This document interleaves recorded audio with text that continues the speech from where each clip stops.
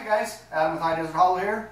It's the day before Christmas Eve, and I normally cook part of the dinner for our family get together on Christmas Eve.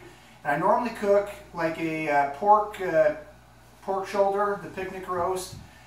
And what I'm going to do today is I'm going to show you what I do to go through the preps to get it ready to cook tomorrow, because it's got to sit overnight with a dry rub on it. And then tomorrow we'll put it in the oven and I'll kind of bring you an update for that. But as for right now, I'll bring you up here a little closer, kind of show you what I've got, what we do, and go from there. Alright, so got pork roast. This is actually off one of the pigs that we raised. I've got several of these I've got to do. If you notice, this is actually the bone in. That's the shoulder blade there, which is what we want.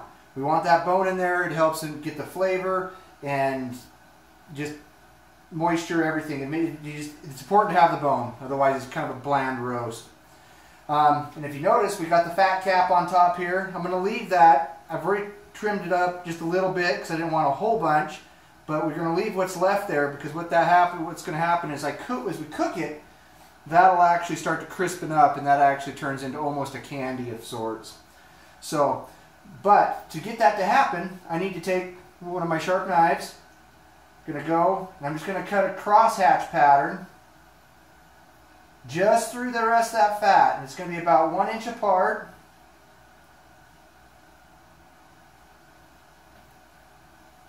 Like that.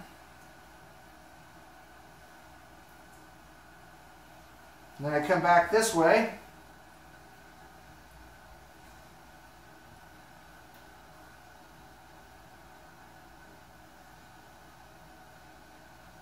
Like so.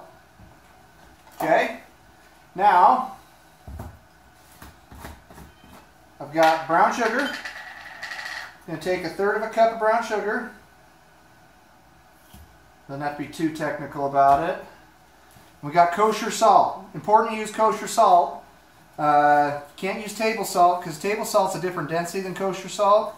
You could, I guess, use table salt, but you'd have to look at the conversion. They're online.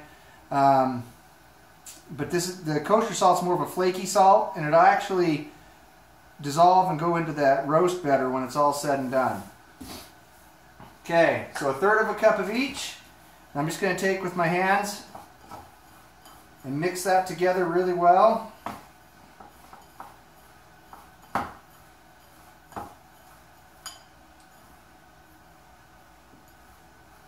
Like that.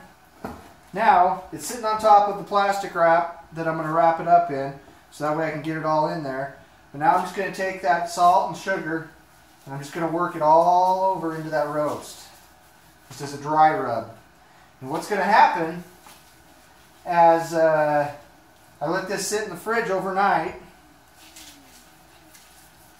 the moisture out of the roast is going to come out and dissolve the salt and the sugar. And then it's actually going to suck it back. It's going to draw the moisture out, and then it'll actually suck it back in, sucking the and absorbing the salt and the sugar down into the meat itself. Just giving it that delicious goodness that it'll be. This is one of our favorites. I know my kids and a lot of the family, we look forward to doing this. I don't cook this roast very often. Normally special occasions, holidays, stuff like that. So, get all that on there. Nice and rubbed in. Okay. Now I got the sheet of plastic. What I'll do, so I'm going to pull that across tight. Actually, just go the other way. I got some salt and sugar on this side that I can get on the roast. There you go. Pull that across tight. Tuck that under. I'll end up tucking that side under. So now it's all wrapped up nice and tight. I'll get them all on a rimmed baking sheet, get them in the fridge, and we'll let it sit overnight. Alright everybody, so we got the roast all wrapped up. The roasts are in the fridge. They'll sit overnight. They need to sit anywhere between 12 and 24 hours with that dry rub on it, so it'll absorb all that salt and sugar into it. Now tomorrow, about 11 o'clock, I'll end up getting those in the oven, and I'll take them out, we'll unwrap them, and I'll put them in just a roasting rack in the pan. I'll sprinkle them with pepper a little bit, and we'll roast it for anywhere from 5 to 6 hours at 325 degrees.